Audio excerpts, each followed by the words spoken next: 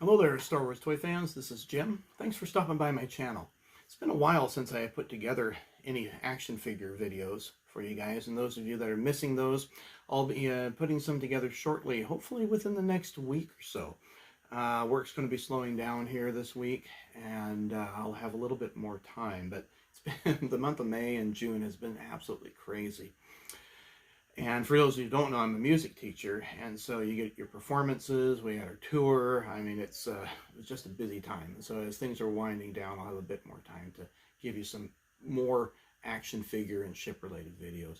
What I thought I would talk about today, because we're in these just crazy financial times, with inflation going through the roof, and don't get me started on my opinion on that, is how do you complete your collection when you're trying to live on a limited budget and things are just going higher, higher and higher, and just trying to survive, just even buying gas and food and so forth, rent and whatever other bills you have. Well, I've had to live on a limited budget for a long time. And that is when we adopted our daughter in 2005, we went from 2 incomes to 1.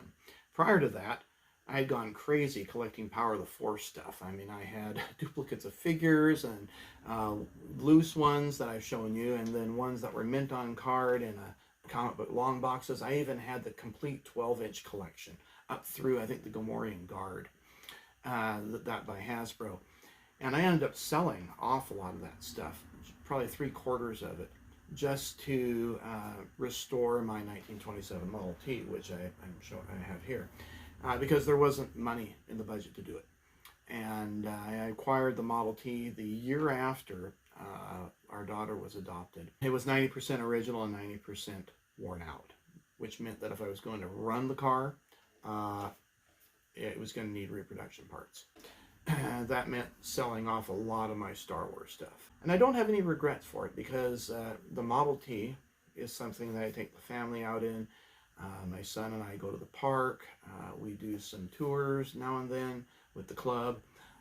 So it's better than, in my opinion, better than a 12-inch figure sitting in a box unopened on a shelf. At least I'm developing relationships and hopefully teach my son how to be able to work on the car later. I'm not there to judge those of us that like to, have walls of mint on card stuff. That's not my place. But for my family, that was not really the main priority. And so in these economic times, what do you do when you're used to collecting all these different monikers and, maybe you're into He-Man, maybe you're into G.I. Joe, you got Star Wars 2 and DC, Marvel, whatever else. What do you do in order to either complete vintage stuff that you're trying to get the complete collection of something that's really old, or maybe whatever Hasbro and Mattel are producing currently? So when I had to restrict my spending considerably, going from 2 incomes to 1, I decided to hone in primarily just on Star Wars. And when the Model T came around, Star Wars got put on hold. So the Model T took me 10 years to restore, and I was pretty much done by 2017. And after that, then I began budgeting for some Star Wars stuff, completing my old Kenner line, and then picking up pieces now and then that I wanted, that Hasbro had produced. And of course, I missed a lot in between. There were times that I picked up like the TIE Bomber, but otherwise I didn't get anything else that I had wanted during that time period. So as the retro figures started to become more established, like with the Mandalorians, that really honed in my focus. And I decided, okay, I want stuff that's going to be compatible with my vintage Kenner line. Because these things I play with my son. And we'll have some time on the weekend. He'll get out his Star Wars stuff, I'll get out mine, and we'll just have a blast in doing exchanges and battles and that kind of thing. I looked at some of the vintage line that Hasbro's producing, and articulation's great, but sometimes I think Hasbro's overly articulated. I don't need 20 points for articulation. Let the wrists turn, let the shoulders go up and down, the knees bend, maybe the elbows bend if the mold looks great, but I don't need any more than that. And this chest turning thing up here, I cannot stand that look. So I primarily just decided to focus on the vintage or the retro line. Number one, they look similar, and number two, the footholes fit in the pegs of the playsets. You know, the current Hasbro stuff, they don't. The holes are way, way too narrow. So with that said, here's my philosophy on it. Limit your budget. Decide exactly what your philosophy is. Like for me, as I mentioned, my philosophy is stick with the vintage Kenner line. That means including ships. So like this X-Wing here, I got rid of all the larger X-Wings. Now, yes, these are not movie accurate, but does that matter to me? It didn't matter as a kid. I don't have to have it as an adult. And it doesn't fit in when I'm doing displays or we're doing battles and so forth. It's the wrong scale. So my theme is sticking with that vintage Kenner line. And then that helps with space. I got rid of the extra stuff that was taking up space that I really didn't like, and now I've got stuff that I really do enjoy. I'm not opposed to reproduction parts. As I explained with the Model T, without it, the Model T would not be running. Now, there are guys out there, you have to understand the antique car philosophy, and this is kind of where I come from that. Antique car philosophy is a little bit different than toys. With toys, there are guys out there that are like, don't touch it, leave it as it is. It's got its own history. It doesn't have any history with me, other than I just recently acquired it, unless I'm told that history. But 99% of the time, we don't know that. And it's the same way with cars. And so we have folks out there that we found a barn find. So it's been stuffed in somebody's shed for years and years and years, untouched. Nothing's been restored on it, but you can't run it either. Beautiful museum piece.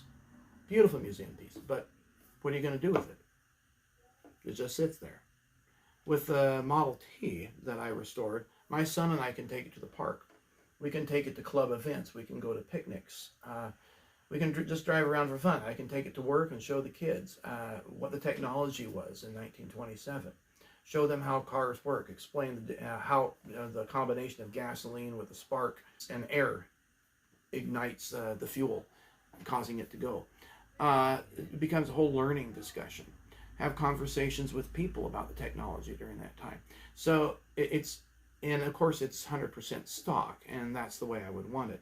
And between that 100% stock to rat rodding, you have that full gamut. And again, it becomes, what what that person really wants and their philosophy within it. With the Model T, people add water pumps. You don't need it, but you can add that. You can add electric taillights. I did, because I like driving in traffic. That braking lights are a safety feature. Model T didn't come with mirrors. I added those. Model T didn't have extra auxiliary brakes. I added those. Again, those are safety features. So I'm not opposed to reproduction parts when it comes to filling out a collection. Would I like to have original parts? You bet I would. That would, of course, be my first choice. But financially, you want to complete a ship, 3D print something, if that works for you. For me, I like it to be the same quality of plastic, the same textures, but sometimes that's not available. And then, of course, you can save up and then eventually get that original part to complete it, if you can find it. And then finally, customization. I'm not opposed to customizing my ships if it means better compatibility. Like for this ship here. This is a 1999 skiff, and I added pegs to it. Why? Because I like to display these, or we'll play with them, and it's a real pain when the figures fall over all the time. Same with this one. I added pegs to the 2018 skiff. Does it devalue it? Well, probably in the eyes of some people, but I think my modeling skills are good enough that someone would look at that and be rather impressed, and I get my money back out of it if I wanted to sell it.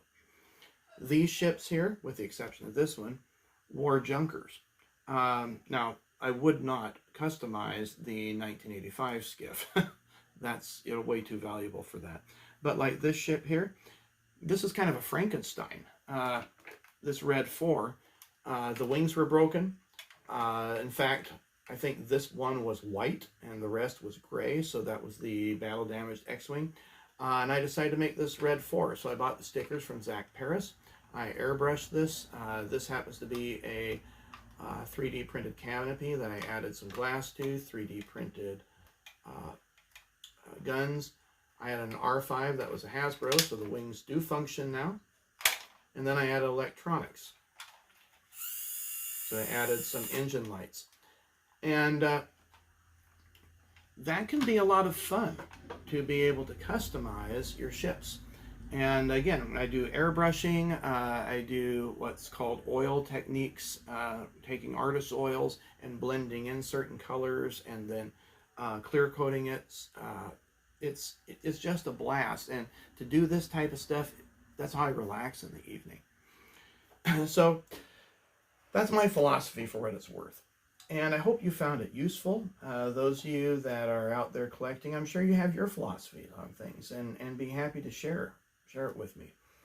Again, I'm not passing judgment, and I hope you didn't feel that way on it. In the car community, we have to watch that too, that you don't pass judgment on someone else's philosophy, because it's their car. These are my toys. And it's what really brings you pleasure. And if you're not getting any pleasure out of collecting the toys, then maybe it's time to sell and find something that does give you that pleasure. Well, I hope you enjoyed the video. Take care, and we'll see you on a future one. Hopefully, action figures from Return of the Jedi. Bye.